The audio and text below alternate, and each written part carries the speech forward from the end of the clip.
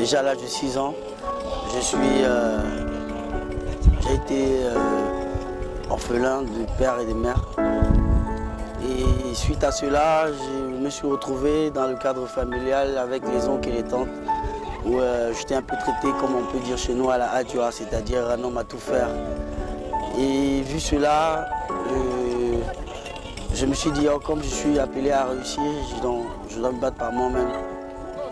Après, au canal des grands frères qui venaient nous retrouver dans les Maracanas et tout ça, ils nous ont donné un peu l'envie de partir derrière l'eau, d'aller migrer derrière l'eau. Je me suis battu comme je pouvais, j'ai pu économiser des sous. Ça m'a permis de me diriger à Daloa. Voilà, de Daloa, on a été transporté par un camion qui portait des oignons pour le Burkina. Du Burkina, on est arrivé au Mali. Du Mali, on est rentré au Niger. À Alit, c'est la frontière entre le Niger et l'Algérie. J'ai vécu ma première frustration. Les frères avec qui on était, les soeurs qu'on a retrouvés là-bas, on était avec eux, on a vécu ce qu'on appelle généralement une pluie de sable, une tempête de pluie. Cette tempête de pluie-là, c'est du sable qui envahit tout le monde. Et ce sable-là, tu ne peux même pas voir ton camarade. Ça a duré 2 jours. 2 jours après, je me suis retrouvé en train de voir les mêmes frères avec qui on était, les mêmes frères africains avec qui on était. Les mamans, les enfants ensevelis dans du sable mouvant. Parce que cette tempête-là, ça a étouffé, ça a tué beaucoup de personnes en fait.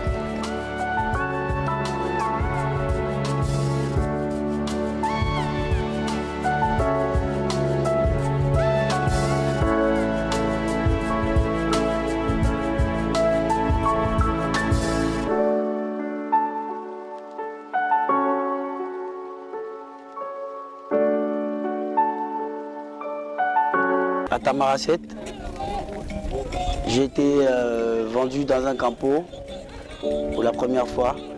Bon, moi je ne savais pas, mais ils ont dit si tu veux sortir, il va falloir que tu chogo. Ça veut dire que tu te bats pour rembourser ce que le passeur qui t'a conduit ici là a versé. Bon, moi je me disais que bon, c'est un truc simple quoi. J'ai commencé à travailler un peu là-bas. Je remboursais. À un moment, j'ai décidé d'aller pour le Maroc, passant par Alger. Arrivé au Maroc maintenant, ce que j'ai vécu là-bas, c'était pas vraiment facile. Parce que là-bas, nous, on est rentré en forêt au Maroc, à Tanger. Là-bas, on nous a transformés, comme on appelle chez nous, les échelles humaines. C'est-à-dire, tu montes la barrière, tu accroches ton vêtement, l'autre il te suit, il accroche au fur et à mesure pour éviter les barbelés. Et le jour qu'on a déclenché le Beaux-Arts, c'est-à-dire pour traverser pour l'Espagne, c'était pas facile du tout. Ça fait que même à cet effet, il y a une dame qui portait son bébé sur le dos.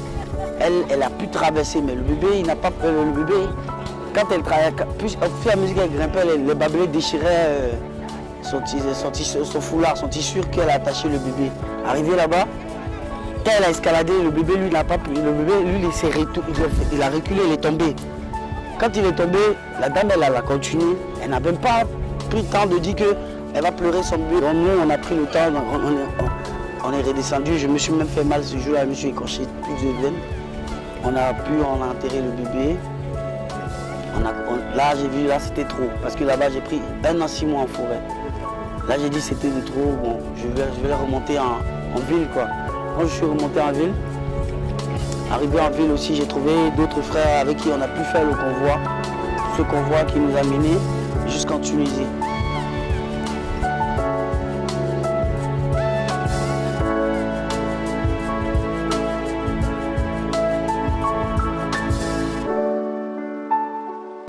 C'était pas déjà facile de revenir et de repartir voir la famille auquel je suis parti sans leur dire au revoir déjà. Donc il y avait ce poids-là qui pesait en moi. Mais bon, j'ai dit, moi je suis déjà là, donc autant mieux continuer. Je suis arrivé, j'ai vu la famille. Au début, c'était pas Les débuts, c'était un peu agréable, mais après, à la fin, j'ai commencé à avoir des critiques de part et d'autre. Genre, je suis allé, j'ai tapé poteau, j'ai pas réussi. Or que beaucoup sont partis avant moi et ils ont réussi, tout ça. Ils m'ont dit, ah, il fallait rester là-bas, tu es revenu pourquoi? Donc les injures, les moqueries, tout ça là. Je disais, bon, j'ai commencé à les sensibiliser, à les parler de mon expérience vécue, à les dire les trajets et les tragédies que j'ai vécues là-bas. Ça fait que eux aussi, ça les a un peu donné du courage et ils ont opté pour le conseil que je leur ai donné, à dire que l'Europe c'est pas le paradis. La Côte d'Ivoire c'est un pays béni, c'est un pays où il y a tout accès, donc on peut se refaire ici.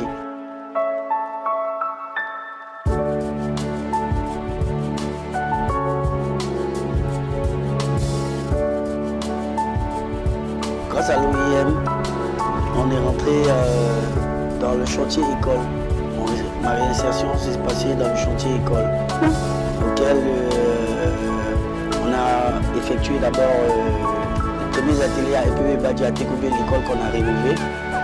Et après, grâce à cette formation-là, j'ai pu accéder au projet à Bobo Ezo, dont je suis le maître peintre de tous les bâtiments roses là-bas, projet, et chef d'équipe numéro 3. Voilà, j'ai pu faire ça et quand on a fini le projet à Bobo Ezo, je suis rentré dans la sensibilisation comme je le faisais déjà là-bas avec mes frères. Pour leur dire que rentrons, beaucoup n'avaient pas ce courage-là, beaucoup sont encore restés là-bas. Et quand pour le projet, on a commencé avec les sensibilisations auxquelles je suis vice-président de l'AJMCI, aide aux jeunes migrants de la Côte d'Ivoire. Et c'est sur ce but, et grâce à l'UNESCO aussi, il y a OCTV qui nous permettent de sensibiliser facilement nos frères. C'est pas toujours quand on prend les risques qu'on se dit qu'on gagne tout, mais il faut savoir prendre des risques. C'est pour ça que je dis à mes frères, il faut se battre ici. L'Eldorado c'est ici. À la recherche de mon Eldorado, je suis allé, j'ai passé plus de 10 ans de ma vie. Et je ne regrette pas parce que j'ai appris beaucoup. Malgré les tortures, les difficultés et tout, j'ai appris beaucoup. Ça fait que maintenant, quand je suis rentré, j'essaie de me mettre au service de la jeunesse et au travail pour aider mon pays à ma façon, avec mes moyens de bord. Mais je conseille aussi à mes frères de faire pareil. De faire pareil parce que ça ne sert à rien d'aller mourir inutilement. L'aventure, elle coûte très très cher et elle est très risquée. Donc je ne conseille même pas à quelqu'un d'ici aventurer parce que c'est un chemin sans retour, c'est une porte sans retour. L'Europe c'est pas le paradis et les benguistes ils nous font rêver mais ils disent pas la vérité. Si tu veux voyager, il faut voyager dans le bon sens, c'est-à-dire faire tes papiers, ta documentation et savoir pourquoi tu t'en vas et savoir ce que tu vas aller faire parce que l'Eldorado c'est ici et on est bien chez soi. On est bien chez soi, l'Eldorado c'est ici. De quitter de zéro, je sais qu'un jour je serai un héros. Voilà pourquoi je dis à mes frères, on peut se battre ici, on peut se construire ici, que d'aller faire les 5 boulots, les 4 boulots dans d'autres endroits. Autant mieux que tu fais ici, un boulot ou deux, tu mets ton cœur et tu vas réaliser, tu vas pouvoir bien réaliser. Et là, si tu décides de partir, il faut aller dans le sens légal. On ne dit pas qu'il ne faut pas partir, hein, mais il faut partir dans le sens légal. Parce que si tu traverses le désert comme moi, si tu traverses la mer Méditerranée comme moi 4 fois, j'ai tapé poteau. Et si tu t'engages encore à rentrer à la forêt, je ne suis pas sûr que tu vas revenir vivant. Donc, de préférence, il faut te mettre au travail chez toi, il faut t'organiser chez toi. Et quand tu as fini, tu peux maintenant aller pour migrer dans le bon sens. Et après, tu peux revenir quand tu veux, dans la légalité bien sûr.